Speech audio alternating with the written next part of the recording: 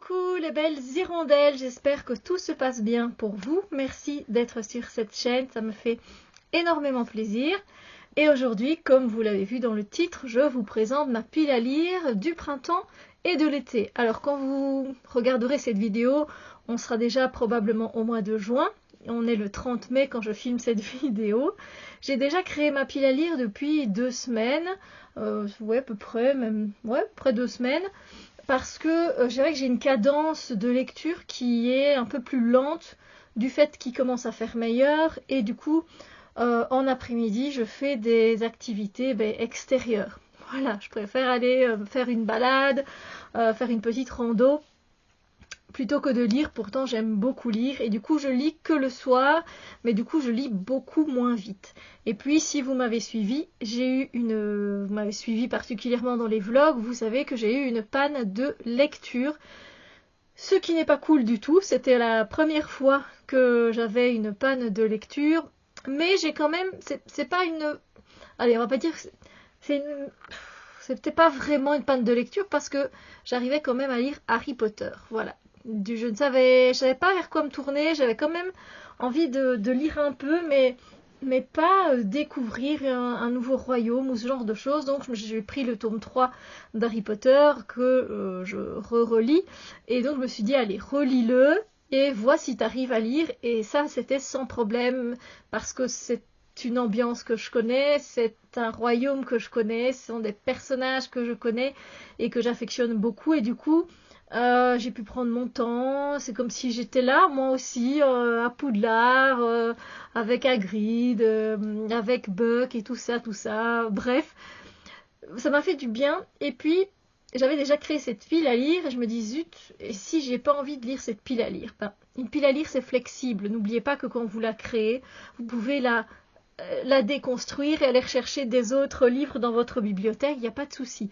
Mais c'est vrai que cette panne de lecture, moi, elle a été causée par les trois derniers livres dont je n'ai pas fait de point lecture d'ailleurs, et qui m'ont allez,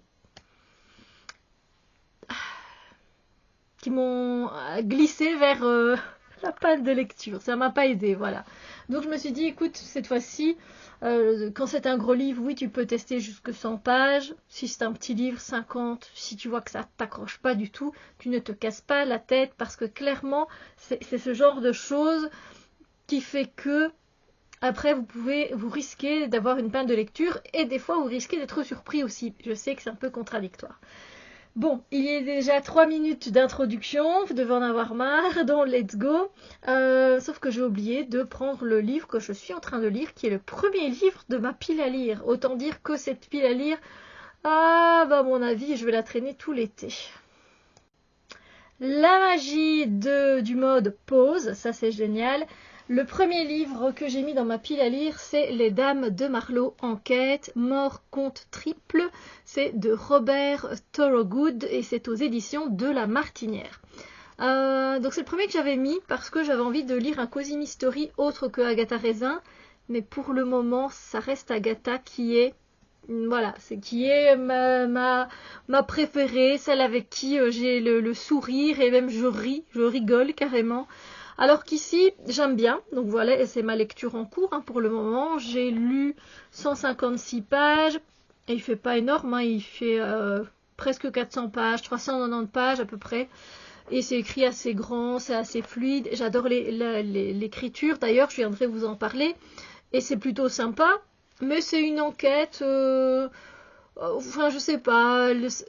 Allez, en lisant le 4e de couverture, ce que je vais faire, je pensais qu'il y aurait quand même une petite note humoristique, et je ne l'ai pas retrouvée. Mais c'est pas grave, je sais que j'ai ma chère Agatha qui est là, donc voilà, je continuerai de chercher des cosy mystery qui me font en même temps sourire aussi et rire un peu, des personnages qui se retrouvent dans des situations cocasses.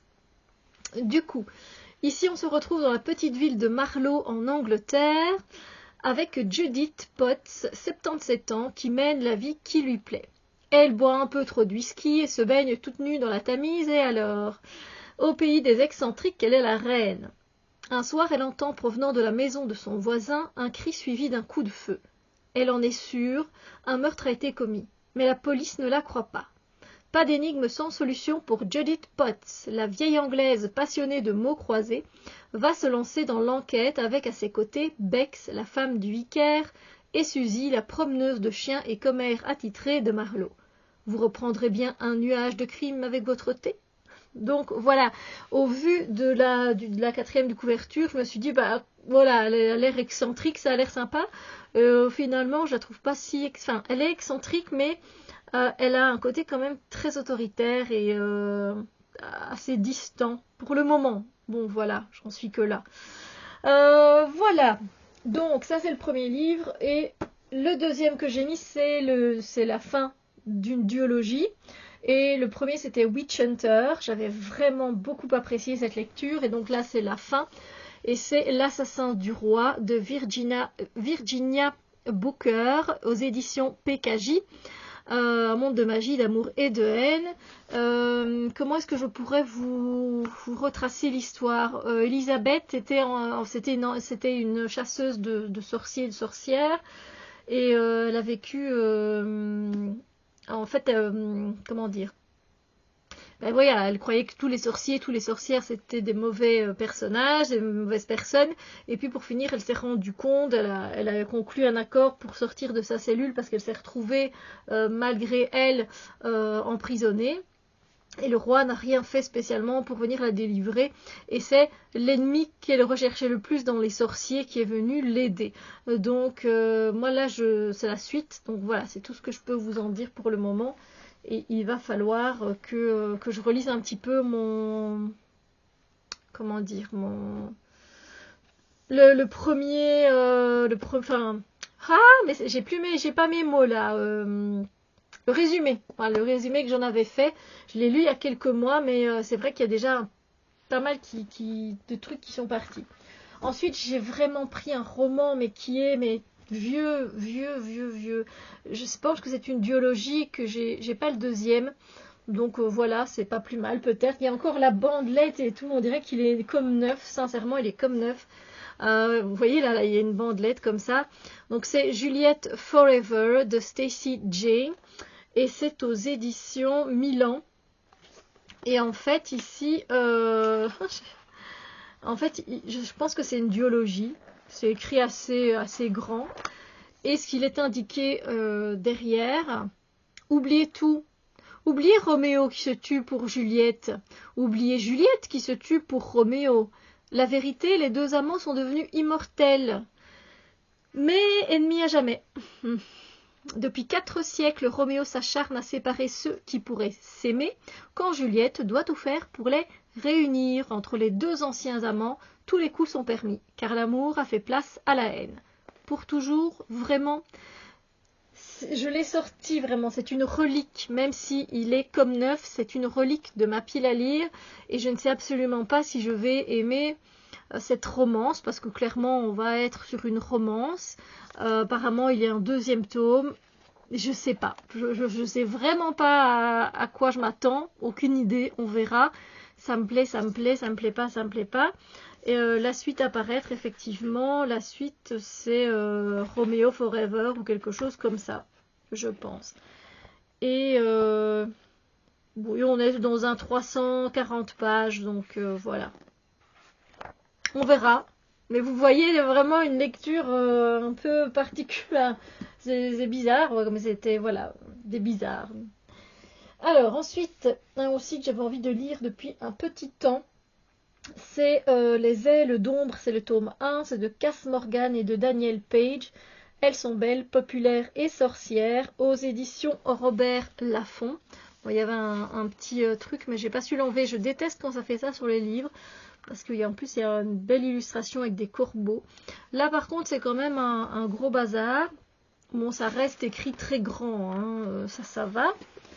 On est sur du... Bah, quand même, ça va, du 400 pages, en fait, ça va. Alors, ici, avec Caparonou et la sororité du campus. Ses membres sont toutes plus belles et brillantes les unes que les autres, et elles organisent des fêtes à tomber. Ce que tout le monde ignore, c'est que l'institution est une couverture pour le plus ancien et le plus puissant clan de sorcières du pays, celui des ailes d'ombre.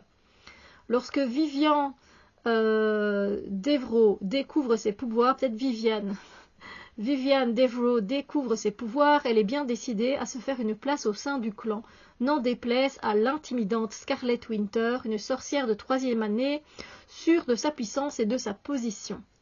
Mais quand des attaques menacent le campus, les deux jeunes femmes sont obligées de mettre leur rivalité de côté pour sauver leur peau et celle de leur sœur.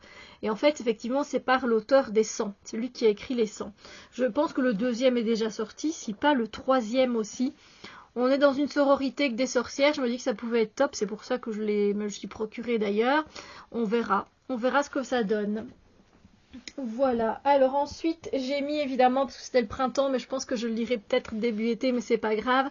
C'est le 3e tome d'Hotel Heartwood, Ensemble c'est mieux, et c'est l'édition du printemps. C'est de Callie George et c'est illustré par Stéphanie Greyjean aux éditions Casterman.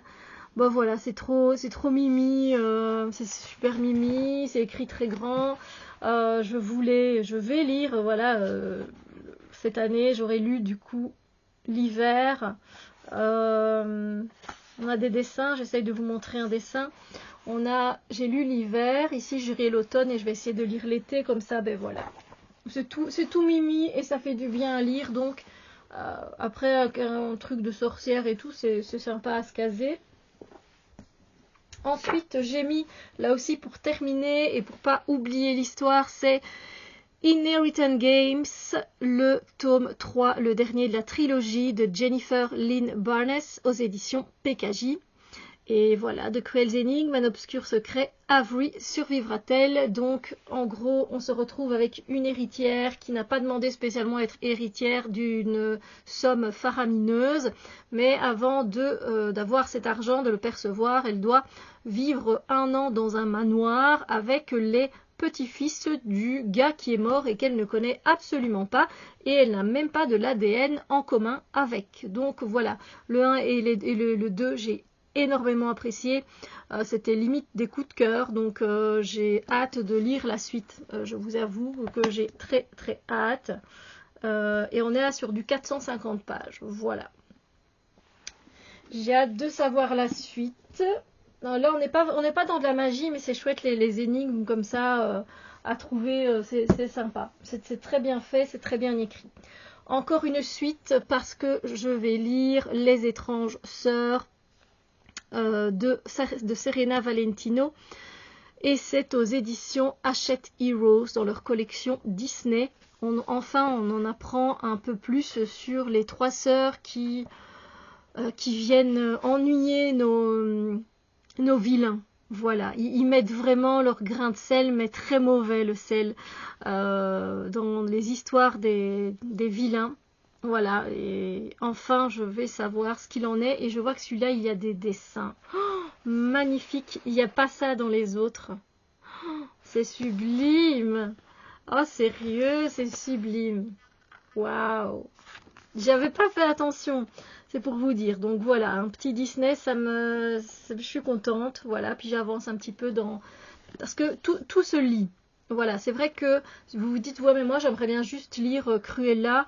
Bah, sachez que il y a un fil rouge, en fait, il y a un fil conducteur. Et donc que c'est mieux de commencer par le premier qui est Miroir, Miroir, ensuite La Belle et la Bête, et puis je pense que c'est Ursula. Bref, il y a un ordre, regardez l'ordre de parution, et ensuite lisez, ce sera beaucoup plus clair en fait. Donc voilà, c'est pas tout pour ma pile à lire. Ça c'est la première partie. Ensuite je me suis mis à contemporain parce que je me suis dit il y a beaucoup de fantastique, de merveilleux.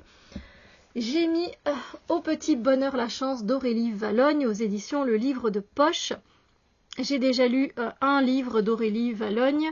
J'en ai même un encore, un ou deux dans ma bibliothèque, parce que c'était très sympa à lire. Et celui que j'ai lu, je me suis bien marrée. C'était quoi? Faut m'aimer dans les orties ou un truc ainsi, là, vous voyez. Et c'était le premier qu'elle avait sorti. Et puis ici, Au petit bonheur la chance, qu'est-ce que ça raconte? 1968, Jean a 6 ans quand il est confié du jour au lendemain à sa grand-mère. Pour l'été, pour toujours. Il n'a pas prévu ça, elle non plus. Mais Lucette n'est pas commode, mais dissimule un cœur tendre. Jean est un tourbillon de fraîcheur pour celle qui vivait auparavant une existence paisible, rythmée par ses visites au cimetière et sa passion pour le tricot. Chacun a des étapes différentes sur le chemin de la vie. Lucette et Jean vont s'apprivoiser en attendant le retour de la mère du petit garçon. Ensemble, ils découvrent que ce sont les bonheurs simples qui font le sel de la vie.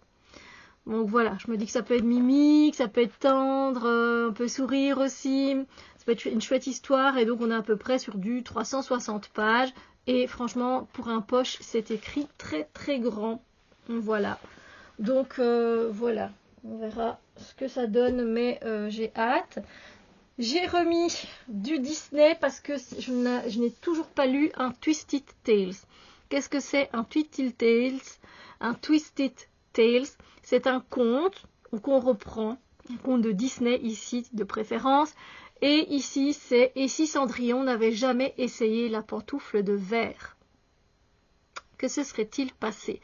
Et on se retrouve donc dans un scénario qui est assez improbable, qui nous dévie carrément de l'histoire, et il y en a plusieurs comme ça. Alors je ne sais pas si il y a un fil rouge pour chaque histoire, si vous voulez lire dans les dates de parution ou pas, mais sachez qu'il y en a déjà blindés qui sont sortis et ça continue encore de sortir. Donc il y a Aladdin, donc ce rêve bleu, Histoire éternelle, Profondeur de l'océan, Renouveau, c'est pour la Reine des Neiges, Réflexion pour Mulan, Un jour ma princesse viendra, Il était un rêve, Tout droit jusqu'au matin. Vous avez peut-être compris avec les titres de quel conte il s'agissait. Donc moi ici c'est sur Cendrillon, et c'est donc Oser ses rêves d'Elisabeth Lim aux éditions toujours Hachette Heroes pour Disney bien sûr. Alors là vous voyez bien quand même que c'est écrit très grand, très aéré. Voilà. On est sur combien de pages ici? À peu près 400 pages, donc voilà, j'espère que ça me plaira, parce que moi j'aime beaucoup moi Disney, donc voilà, et donc je vais vous lire le résumé. Alors, incapable de prouver qu'elle est la jeune fille que tout le royaume recherche, Cendrillon décide de tourner la page et de prendre un nouveau départ. Elle n'acceptera pas plus longtemps d'être l'esclave de Madame de Trémène, sa marâtre. Cette période est révolue. Portée par sa nouvelle résolution, elle laisse derrière elle sa vie passée et parvient à se faire engager au service de la sœur du roi en visite au château. Seulement, rien ne se passe comme prévu. Cendrillon devient malgré elle le témoin d'un complot visant à faire tomber le roi et le prince. Pire encore, elle comprend que les fées sont depuis longtemps les victimes d'une terrible injustice et sa propre fée marraine en subit les conséquences. Confrontée à de telles menaces, Cendrillon doit trouver un moyen de mettre un terme à toutes ces machinations, avant qu'il ne soit trop tard. Ceci n'est pas l'histoire de Cendrillon telle que vous la connaissez, c'est une histoire de loyauté, de courage, d'amour, une histoire où un seul détail peut tout changer. Et si vous en avez déjà lu un, s'il vous plaît, dites-moi ce que ça donne. Parce que je suis vraiment très curieuse. Alors, ensuite, j'ai mis un contemporain qui est là, dans la pile à lire depuis, mon Dieu, les pages sont jaunies tellement, voilà, tellement il date depuis longtemps. Et c'est Intrigue à l'anglaise. C'est un, je sais pas exactement c'est quoi. C'est un, je vais vous lire, c'est un peu genre d'historique et en même temps une enquête. C'est Intrigue à l'anglaise d'Adrien Goutz. C'est aux éditions Le Livre de Poche. Vous allez bien voir comme il est bien jauni. Voilà. On est sur du 310 pages à peu près. Bon, je ne sais pas si je vais me mettre dedans. Quand je l'ai pris à l'époque, ça me tentait bien. Parce qu'il était écrit sur la 4e de couverture. 3 mètres de toile manquent à la fameuse tapisserie de Bayeux qui décrit la conquête de l'Angleterre par Guillaume le Conquérant. Que représentait-il? Les historiens se perdent en conjectures. Une jeune conservatrice du patrimoine, Pénélope Breuil, s'ennuie au musée de Bayeux jusqu'au jour où la directrice du musée, dont elle est l'adjointe, est victime d'une tentative de meurtre. Entre-temps, des fragments de tapisserie ont été mis aux enchères à Drouot. Pénélope, chargée par le directeur du Louvre de mener discrètement une enquête, va jouer les détectives et reconstituer l'histoire millénaire de la tapisserie, de 1066 à la mort tragique de Lady Diana sous le pont de l'Alma. C'était intéressant, je me dis qu'est-ce que les dit Diana à voir là-dedans, il y a l'Angleterre bien sûr, mais voilà. Donc je verrai à ce moment-là si ça me plaît, si ça me plaît pas, tant pis. Ensuite j'ai mis un jeunesse, après ça je me suis dit il me faut un jeunesse après un truc historique enquête comme ça. Et là aussi je l'ai depuis longtemps, c'est Jake Griffon, c'est de E.G. Foley, c'est le livre 1, le dernier héritier. Là aussi, c'est écrit très... Enfin, c'est écrit petit. Non, c'est petit mais aéré. Voilà, on va dire ça comme ça. On est sur du quand même quasi du 360 pages. Voilà. C'est un premier tome. Je sais qu'il y en a plusieurs. Jake est un orphelin comme les autres. Son quotidien, chapardage, il faut bien manger, cache-cache avec la police et course-poursuite à travers les rues de Londres. Mais depuis ses 12 ans, il se passe des choses bizarres, voire totalement étranges. Il est capable de déplacer des objets par la pensée, pratique, ou bien de parler avec des fantômes, étonnant. Sans compter ce lord qui prétend être son oncle et veut le faire disparaître. Et voilà Jake catapulté dans un monde plein de magie, peuplé de créatures de légende, où le danger rôde partout. Heureusement, le jeune pickpocket va découvrir qu'il peut compter sur ses amis. Voilà. Donc on verra ce que ça donne ce jeunesse, mais ça fait un bail qu'il est dans ma pile à lire. Ensuite, je me suis glissé un tout petit truc, un classique. Ouais, un classique mais un petit. Voilà, je l'ai depuis longtemps. C'est notre chère Lady Suzanne de Jane Austen aux éditions Folio à 2 €. Voilà, c'est un roman épistolaire, donc c'est un échange de lettres, hein, très clairement. Voilà. Donc ici, on se retrouve avec une veuve spirituelle et jolie, mais sans un sou, qui trouve refuge chez son beau-frère, un riche banquier. Est-elle dénuée de scrupules, prête à tout faire pour un beau mariage, ou juste une coquette qui veut s'amuser? Le jeune Réginald risque de payer cher la réponse à cette question. Voilà, voilà. Un petit Jane Austen. Et ensuite, le dernier. Ça, c'est un one-shot, c'est-à-dire que c'est en une fois, mais regardez la couverture de malade. 4 Dead Queens, donc 4 reines mortes, d'Astrid Scholt, aux éditions Casterman. On prend un instant pour admirer la beauté. C'est ouf. Et ça, c'est un one-shot, c'est-à-dire que c'est en une fois. Donc, on a 570 pages, on va dire. C'est écrit assez grand, hein. C'est aéré, donc c'est plutôt sympa. Et pour une fois, c'est du fantastique qui est écrit en un livre. On n'a pas besoin d'attendre la suite dans 2 ans, dans 1 an. Ça, c'est cool. Ça, j'aime bien. Alors, Kérali, la plus habile voleuse du royaume, vole un jour ce qu'elle n'aurait jamais dû voler. En touchant l'objet dérobé, elle voit ce qu'elle n'aurait pas dû voir. Les 4 reines de Kadara ont été assassinées. Mais la jeune fille compte bien tirer profit des informations qu'elle possède en les échangeant contre une récompense au palais. À condition de tromper Varin, le ténébreux et séduisant éonien, auquel appartient l'objet volé. De semer Machiel, le malfrat qui lui a tout appris, avant de se retourner contre elle. Et surtout, de confondre le meurtrier. Une course contre la mort commence pour Kérali. Voilà, voilà. Peut être sympa. Je ne sais pas s'il y a de la magie ou pas. Bah oui, si elle voit des choses, effectivement. Donc voilà pour ma pile à lire printemps-été, qui sera sans doute plutôt été-automne même, vu que j'ai eu ma panne de lecture et que je profite des beaux jours dès qu'il y en a. Donc j'avance très lentement dans mes lectures pour le moment. Enfin, moi c'est un livre à la fois généralement, mais bon voilà. N'hésitez pas à me dire ce que vous lisez pour le moment, si vous avez concocté une petite pile à lire, qu'est-ce que vous y avez mis, ou quel est le livre que vous lisez, le prochain que vous avez envie de lire. Bref, n'hésitez pas, ça me fait toujours plaisir d'échanger avec vous. Moi en tout cas, je vous dis prenez bien soin de vous. On se retrouve pour une prochaine vidéo et je vous fais plein de bisous lumineux.